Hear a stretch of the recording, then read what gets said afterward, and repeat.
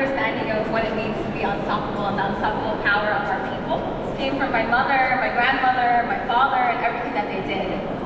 3, 2, 1. Let's go eat. We can use AI in ways that will be most helpful, and then we can invest in skilling it as well. And so every problem, in my view, requires that the private sector be part of the solution.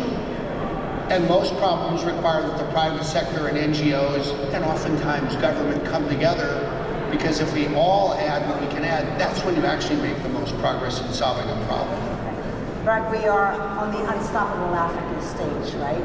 And it's, when you talk about digital technology and so on, it's not only about the partnerships for us, for Africa, it's also about positioning the African continent as originators and leaders in this digital transformation.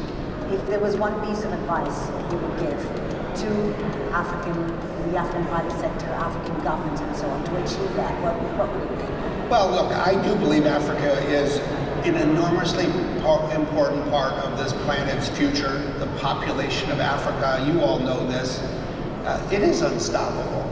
But there's a difference between being unstoppable and going fast and really building the prosperity that people want to create. And so what I would say is be practical.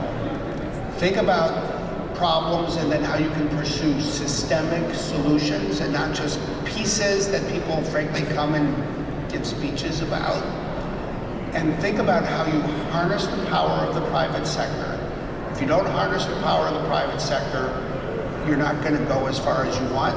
And don't just trust the private sector. Ask, how do you get the private sector to work together with the nonprofit community and with governments in countries where there is the rule of law? That is how you make real progress.